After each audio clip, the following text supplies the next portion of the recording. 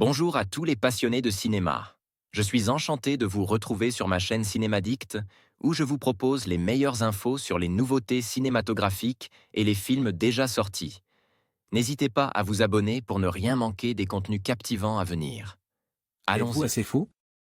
Faire une critique de Mad Max, Fury Road en juin, c'est comme fêter Noël en janvier, il y a un truc qui ne va pas. Mais voilà, étant un très grand fan de la saga Mad Max, et n'ayant toujours pas eu la chance de visionner cette nouvelle incarnation de la licence, c'est tout seul dans la salle de cinéma que je me suis installé pour enfin voir de mes propres yeux ce que valait véritablement ce film qui a tant charme les cinéphiles du monde entier. George Miller est de retour derrière la caméra, et après 30 ans d'absence de la licence, il nous revient encore plus inspiré que jamais pour nous pondre de magnifiques scènes d'action, qui resteront à jamais graves dans votre mémoire, d'une part pour la technique et la réalisation de ces dites séquences qui sont à couper le souffle. Et d'autre part, par l'effet de réalisme que tous les blockbusters des 10 dernières années ont réussi à nous faire oublier à coup d'effets numériques et de cascades réalisées par des mannequins numériques, ici beaucoup, voire toutes les cascades effectuées dans le film ont véritablement été réalisées par des acteurs, il n'y a pas de scène d'action créée par ordinateur, tout est vrai et ça se sent. Beaucoup de monde a dit à la sortie du film qu'il révolutionnait le cinéma d'action, je ne dirais pas qu'il le révolutionnait mais plutôt qu'il le sublime, même si, je trouve qu'il est un peu tôt pour le qualifier ainsi et qu'il faudrait lui laisser quelques années d'existence et de maturité avant de pouvoir véritablement affirmer cela. L'ambiance comme dans tous les Mad Max est très réussie, on sent que l'on est dans un monde post-apocalyptique, avec plus ou moins aucun espoir de survie à long terme, dans lequel il faut vivre au jour le jour pour espérer voir la lumière du jour suivant, c'est un combat de tous les instants et le film nous le fait ressentir à la perfection, on arrive presque à sentir la poussière du désert aride sur nos paupières lors du visionnage, d'ailleurs lors des scènes d'action on a l'impression de ne pas cligner des paupières pendant plusieurs minutes dû au nombre simplement hallucinant de choses qui se passent à l'écran. L'histoire est passionnante à suivre et pourtant c'est le seul point sur lequel j'avais un peu peur d'être déçu, bon ne cherchez pas non plus une réponse au sens de la vie dans le scénario de Mad Max, mais ce n'est pas non plus abrutissant comme nombre de blockbusters actuels.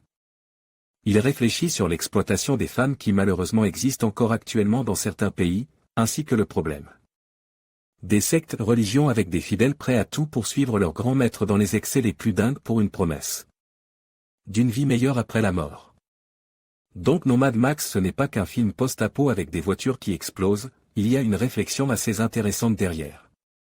Ce long métrage, Mad Max c'est un peu le seul film qui me fait m'intéresser aux voitures parce qu'il ne propose pas que ça et que l'univers est assez intéressant pour me faire rentrer dedans, sinon en dehors de cette franchise je déteste tous les films de bagnole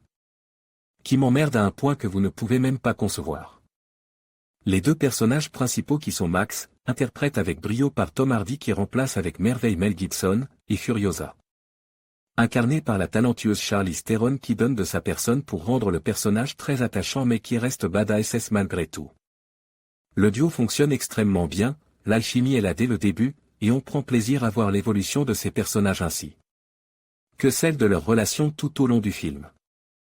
Ils ont aussi rendu le personnage de Max beaucoup plus fou et perturbe suite à la perte de sa famille que dans les films originaux. Cela se caractérise par des scènes hallucinatoires où l'on rentre dans la psyché du personnage dont on ne ressort pas indemne, mais qui sont d'une maîtrise à couper le souffle. Les personnages secondaires sont très bien écrits ayant chacun une personnalité propre à eux qui permet de s'attacher à chacun d'entre eux de différentes manières. Le grand méchant du film interprète par Hugh Keaburn, qui interprète le grand méchant du premier film Mad Max de 1979 qui s'appelait Tocuter, ici son nom est Immortan Joe, pour savoir s'il s'agit de la même personne ou de deux personnes totalement différentes, il vous faudra acheter votre ticket de cinéma pour le savoir, ou pour ne pas le savoir. Pour revenir à la performance de Hugh Keaburn, il incarne Immortan Joe à la perfection à chaque fois qu'il apparaît à l'écran. Il fait froid dans le dos ce qui est signe d'un grand méchant de cinéma, qui va sûrement rester culte pendant plusieurs années après la sortie du film. Avant de finir je voudrais rapidement parler de la bande originale du film qui est une merveille, remplie de morceaux épiques qui vous feront trembler dans votre siège, elle est assez unique et ne ressemble pas à beaucoup d'autres baies. Ce qui augmente encore plus son facteur qualitatif, elle est composée par Junkie XL qui depuis quelques années compose de la musique de films par exemple, 300, La naissance d'un empire, ou prochainement, Batman v Superman, en partenariat avec Hans Zimmer, comme il l'avait fait pour Man of Steel. Ici il signe une baie. Au dont on se souviendra longtemps et qui, après, Tomorrowland, qui est mon premier choix, est la deuxième meilleure bande originale que j'ai entendue cette année.